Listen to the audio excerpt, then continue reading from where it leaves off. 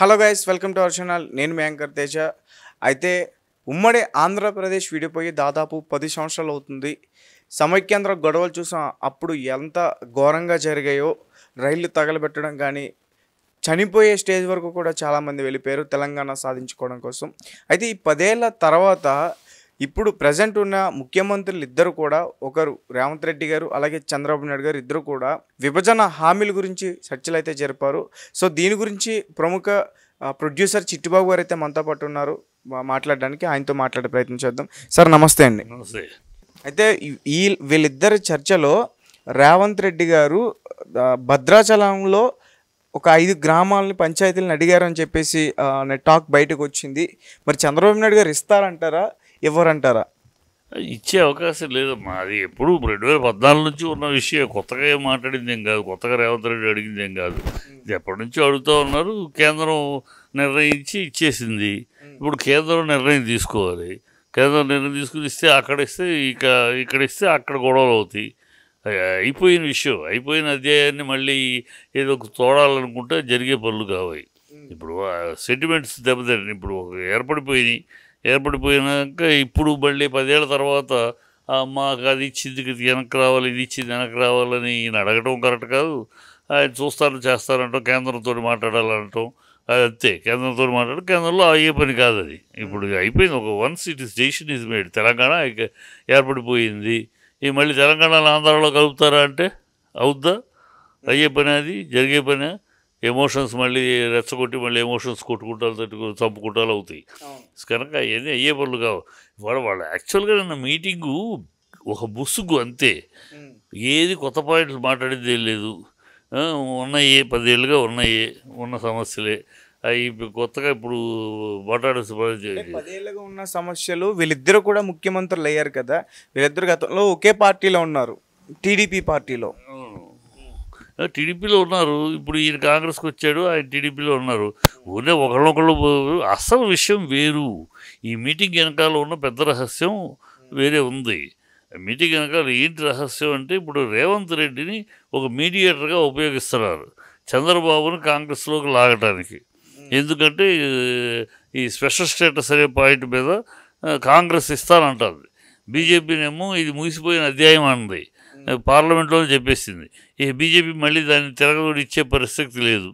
కనుక special status తీసుకురావాల్సిన బాధ్యత బరువు చంద్రబాబు మీద ఉంది. ఎందుకంటే ఈ స్పెషల్ స్టేటస్ కోసమే 2018లో ఆయన బీజేపీ నుంచి బయటకు వచ్చాడు కదా. ఇప్పుడు స్పెషల్ స్టేటస్ తన చేతిలో బీజేపీ ఉంది. ఇవాళ స్టేటస్ తీసుకురావాల్సిన బాధ్యత తన మీద ఉంది. అది తీసుకురావాలంటే మనకి వీళ్ళు ఏమనంటున్నారు, కాంగ్రెస్ ఇస్తానంటుంది. సో కాంగ్రెస్ రేవంత్ రెడ్డిని ఉపయోగిస్తుంది. మీ గురువే కదయ్యా, సహచరులే కదా మీరు. గురువు సహచరులు ఏదైతే ఒకే పార్టీ ఉన్నారో, ఒక బాగా అనుబంధం ఉన్నవాళ్ళు కదా, వెళ్ళి తీసుకురా. ఆయన కోసమే కదా నోటుకు ఓటు కేసులో కూడా డబ్బులు తీసుకెళ్ళి చేసావు నువ్వు ఆయన కోసం. కనుక ఇప్పుడు కూడా ఆయన కాంగ్రెస్లోకి లాగటానికి మాట్లాడు. అది సపరేట్గా వచ్చి ఇద్దరు వేరేగా కలిసి మాట్లాడారు, అది బయటలో అల్లరైపోద్ది. అందుకని విభజన వీటిపై ఏముంది నిన్న మాట్లాడినట్టు ఏమన్నా కొత్త పాయింట్లు ఏమైనా ఉన్నాయా? అన్నీ గతంలో ఉన్న పాయింట్లే. అవి ఒకటి జరుగుతుంది. ఇప్పుడు ఉద్యోగస్తులు ఇక్కడ నుంచి వెళ్ళిన వాళ్ళు ఉన్నారు, అక్కడ నుంచి వచ్చిన వాళ్ళు ఉన్నారు, ఇక్కడ నుంచి కొంతమంది వెళ్ళకుండా ఇక్కడే ఉన్నారు, కానీ వీళ్ళకి జీతాలు పే చేస్తున్నారు. ఇవన్నీ ఉన్నాయి సమస్యలు. అవి వెళ్ళాల్సిన వాళ్ళు వెళ్ళాలి, మరి రావాల్సిన వాళ్ళు రావాలి. అది అలా సాగుతూ ఉంటుంది. అది అంత ఈజీ కాదు, అంత సులభం అవుతుంది కొన్నాళ్ళు. కాకపోతే ఒకటి గొడవలు లేకుండా చేసుకుందామన్నారు. అది జరుగుతుంది నిజంగానే. ఇద్దరు ఒక గూటి పక్షులే కనుక గొడవలు లేకుండా జరుగుతాయి. అంతవరకు చెప్తే మళ్ళీ అసలు విషయం ఇది. అసలు విషయం చంద్రబాబుని కాంగ్రెస్కి సపోర్ట్ చెయ్యి, కేంద్రంలో బీజేపీని దింపేద్దాం. నువ్వు సపోర్ట్ చేస్తే నితీష్ కుమార్ వస్తున్నాడు, ఇంకో 10 మందిని మేము కూడగడుతున్నాం, కనుక నువ్వు వచ్చేస్తే మీకు స్టేటస్ ఇచ్చేస్తావు. నువ్వు ప్రజల్లో ఒప్పించుకోవచ్చు ప్రజల్ని.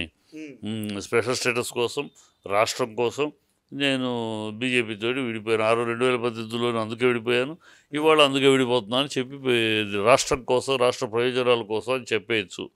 మీరు రండి అని. అది బాహాటంగా కాకుండా లోపాయికారిగా జరుగుతుంది. అందుకే ఇన్ని మీడియేటర్గా వాడుతున్నారు రేవంత్ రెడ్డి. అంతకన్నా ఇంకేం కాదు ఈ మీటింగ్ విషయం. హైదరాబాద్లో అప్పుడు విభజన హామీలో కొన్ని భవనాలను కూడా కేటాయించారు. వాటి గురించి కూడా చంద్రబాబు నాయుడు గారు అడిగారు. అయినా రేవంత్ రెడ్డి గారు వాటిని తిరస్కరించారు అనే వార్త కూడా వచ్చింది సార్.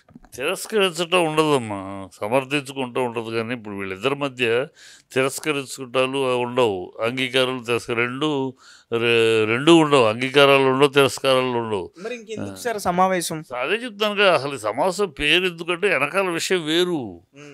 అలా కలవలేరు కదా కాంగ్రెస్లోకి. రాజకీయ ప్రయోజనాల కోసం సమావేశం అనేది, రాజకీయ ప్రయోజనాల కోసం చంద్రబాబుని ఈ స్పెషల్ స్టేటస్ అనే పేరు చెప్పి కాంగ్రెస్లోకి లాగటానికి, కాంగ్రెస్కు మద్దతు చేయడానికి, పలికించడానికి చేస్తున్న ప్రయోజనం. అక్కడ నితీష్ కుమార్ని డిప్యూటీ ప్రైమ్ మినిస్టర్ ఇస్తామని అతన్ని ఆశ చూపి అతను లాగుతానికి, ఇతన్ని స్పెషల్ స్టేటస్ చూపించి ఇతను లాగటానికి వాళ్ళ ప్రయత్నం వాళ్ళు చేస్తున్నారు. ఆ ప్రయత్నంలో భాగమే రేవంత్ రెడ్డిని ఉపయోగిస్తున్నారు. రేవంత్ రెడ్డికి ఆయనతో సన్నిహితంగా మాట్లాడటానికి, మంచి చెడు ఇలా వస్తే ఏంటి, అలా మీరు కాంగ్రెస్లోకి వస్తే ఏంటి, నష్టం ఏంటి, ప్రయోజనం ఏంటి, మీరు నష్టం లేదు, వచ్చారంటే ప్రయోజనం ఉంది, స్పెషల్ స్టేటస్ వస్తుంది, చంద్రబాబు మళ్ళీ తీసుకొచ్చాడు స్పెషల్ స్టేటస్ అనే పేరు మిగిలిపోతుంది, ఇట్లా ఈయన వాడుతున్నారు. రేవంత్ రెడ్డికి హైకమాండ్ నుంచి, కాంగ్రెస్ హైకమాండ్ నుంచి అభయ వస్తుంది, నువ్వు మాట్లాడు, సెట్ చేయి, ఓకే. ఈ రేవంత్ రెడ్డి అలాంటి వాడికి సెట్ చేస్తాడు కదా, అతని కెరీర్ మొత్తం అంతే కదా. అది సెట్ చేయాలి. ఇప్పుడు నోటుకు వేసి సెట్ చేయడమే కదా చంద్రబాబు కోసం. అది సెట్ చేస్తా ఉంటాడు. సెట్ చేసే సీఎం అయ్యాడు, సెట్టింగ్ సీఎంఏ కదా. లేదా కాంగ్రెస్లో ఎంతమంది లీడర్స్. ఓటుకు నోటు కేసు విషయంలో రేవంత్ రెడ్డి గారు ఎక్కడైనా భయపడుతున్నారా? డెఫినెట్గా భయపడుతుంది. అంటే పైన ప్రభుత్వం ఇప్పుడు బీజేపీ ప్రభుత్వం కాబట్టి, ప్రభుత్వం ఏదైనా అక్కడ ఆల్రెడీ ఛార్జ్ షీట్ వెళ్ళింది. ఇప్పుడు జూలైకి, గతంలో కోర్టు ఏమైందంటే జూలైకి పోస్ట్పోన్ చేసింది హియరింగ్, సమ్మర్ హాలిడేస్ అని. ఇప్పుడు ఈ జూలై నెలలో, ఈ నెలలో ఆ కేసు వస్తుంది హియరింగ్కి. ఛార్జ్ షీట్ వేసారు, అన్నీ వస్తుంది. సో జడ్జిమెంట్ వస్తుంది. దాంట్లో సాక్ష్యాధారాలు బలంగా ఉన్నాయి. అంత బలంగా ఉన్న తర్వాత వీడియోలు ఉన్నాయి, ఆడియోలు ఉన్నాయి, అన్నీ ఉన్నాయి కనుక ఖచ్చితంగా కేసు వస్తుంది. అందుకు అందుకనే ముందుగానే తను ముఖ్యమంత్రిగా దిగిపోతాననే మాట కూడా అన్నాడు. వెంకటరెడ్డి నాతో సమానమైన అర్హత ఉన్నవాడు, ఆయన ముఖ్యమంత్రి అయ్యే హోదా ఉందని. సో నేను దిగిపోతాను, రాబోయే ముఖ్యమంత్రి వెంకటరెడ్డి అని కూడా సూచాయిగా చెప్పేశాడు. రెండో కృష్ణుడు రెడ్డి అని కూడా చెప్పేశాడు. డైరెక్ట్గా చెప్పడం, నాతోటి సమానంగా ముఖ్యమంత్రి అయ్యే అర్హత కోమటిరెడ్డి గారికి ఉంది అని అంటంలోనే అర్థమైపోయింది. అంటే నెక్స్ట్ అతను ముఖ్యమంత్రి. సో ఈ ఓటుకు కేసులు భయాందోళనలతో ఆ మాట అన్నాడు. పైన హైకమాండ్ కూడా రెండో కృష్ణుని రెడీ చేస్తుంది. కాంగ్రెస్ అంతే కదా, రెండో కృష్ణుని రెడీ చేస్తుంది. ఎందుకంటే వాళ్ళకి డబ్బులు సంచులు అందజేసే దాంట్లో మేటి కోమటిరెడ్డి సంచులు అందజేసినట్టు రేవంత్ రెడ్డి చేయలేడు. ఎందుకంటే రేవంత్ రెడ్డికి ఇండస్ట్రీస్ తోటి అంత సన్నిహితం లేదు. ఎందుకంటే ఇంతకుముందు మంత్రి కూడా చేయలేదు కదా. ఈయన కోమటిరెడ్డి మంత్రిగా చేశాడు, చాలా సీనియర్, తన ఇండస్ట్రియలిస్టు. సో పెద్ద పెద్ద ఇండస్ట్రీలతో కాంట్రాక్టులు ఉన్నాయి. సో సంచులు ఏర్పాటు చేసి అందించగలడు కనుక అతన్ని రెండో కృష్ణుడిగా రెడీ చేస్తారు. కాంగ్రెస్ ఆచారం అది, అంతే. Okay sir. అలాగే ఇప్పటికే మనం చూస్తున్నాం, అంటే ఈడీ దాడులు చేసి ఒక రకంగా కవిత గారిని అరెస్ట్ చేశారు లిక్కర్ స్కామ్లో. కేజ్రీవాల్ లాంటి ముఖ్యమంత్రిని అరెస్ట్ చేశారు. అంటే ఒక రకంగా రేవంత్ రెడ్డి గారిని కూడా ఇదే విధంగా పట్టు బిగించి అరెస్ట్ చేసే అవకాశం ఉంటుంది అనుకోవచ్చు అంటారా? అనుకోవచ్చు. చట్టం ఇక్కడ బీజేపీ ఉందాం కూడా, అంటే బీజేపీ ఉంటే జడ్జిలు చట్టాన్ని చేతిలో పెట్టుకుంటారా ఏంటి? అదే ఉంటుంది కదా. కేజ్రీవాల్ని అరెస్ట్ చేయగలిగింది, ఛత్తీస్గఢ్ సీఎంని అరెస్ట్ చేయగలిగింది. గతంలో జయలలిత, లాలూ ప్రసాద్ యాదవ్లు, కరుణానిధి గారు వీళ్ళందరూ అరెస్ట్ వల్ల ముఖ్యమంత్రిగా ఉండి, అది పెద్ద విషయం కాదు. ముఖ్యమంత్రులైనా సామాన్యుడైనా చట్టం ముందు ఒకటే. ఖచ్చితంగా చట్టం దాని పని చేసుకుపోతుంది. రేపు ఈ నోటు కేసులో సాక్ష్యాలు గట్టిగా ఉన్నాయి, ఏవి ప్రూవ్ చేయలేని పరిస్థితి కాదు, అన్నీ ప్రూవ్డ్గా ఉన్నాయి కనుక ఖచ్చితంగా భయాందోళనలో ఉంటాడు. రేపు ఏమొద్దు కప్పుకొని అరెస్ట్ వారెంట్ అయితే వెళ్ళాలి తప్పదు. 15 రోజులు 20 రోజులు నెల రోజులు ఉంటాడు. తర్వాత బెయిల్ తీసుకుని వస్తాడు. ఈ లోపల మరి ముఖ్యమంత్రిగా రిజైన్ చేయటం, ఇంకో ముఖ్యమంత్రి ఏర్పడటం. అందుకనే 15 ఆగస్టు అంటున్నాడు ఆయన. ఇవన్నీ 15 ఆగస్టు చేస్తానని. 15 ఆగస్టులోపు ఉంటే ఉంటారో ఉండడో తెలియదు. అందుకని 15 ఆగస్టు అని డేట్ చెప్తున్నాడు మా రుణమాఫీలకి. అది సార్. అలాగే చంద్రబాబు నాయుడు గారు ఈరోజు హైదరాబాద్ రావడం జరిగింది. ఎన్టీఆర్ భవన్లో ఆయన ప్రసంగించినప్పుడు మళ్ళీ ఇక్కడ 2028లో టీడీపీ ఇక్కడ పోటీ చేస్తుంది అని మాట్లాడారు ఆయన. అంటే టీడీపీకి అంత వేవ్ వచ్చిందా? ఫుల్ వేవ్ వచ్చిందా? పోటీ చేస్తారంటానికి గెలుస్తారంటానికి తేడా ఉంది. పోటీ చేస్తారంటున్నాడు ఆయన. పోటీ చేస్తే తప్పు చేసే పార్టీ రీజనల్ పార్టీ అది హైదరాబాద్లో కూడా ఉంది కదా టీడీపీ పార్టీ. క్యాడర్ ఉంది టీడీపీకి. క్యాడర్ ఉంది. ఆ క్యాడర్ ఇప్పుడు చల్లా చెదురైపోయింది. ఇప్పుడు వాళ్ళ పాయింట్ అంటే ఇప్పుడు ఏదో వ్యాక్యూమ్ ఉంది. బీఆర్ఎస్ చాలామంది నాయకులు బయటకు వస్తున్నారు. అందరూ కాంగ్రెస్లోకి వెళ్ళలేరు. సో కాంగ్రెస్కి వెళ్ళలేని వాళ్ళని మనం డోర్ తెరిస్తే మన దగ్గరికి వస్తారు అని ఆశ. సో మళ్ళీ పార్టీ పునర్నిర్మాణం చేద్దామని.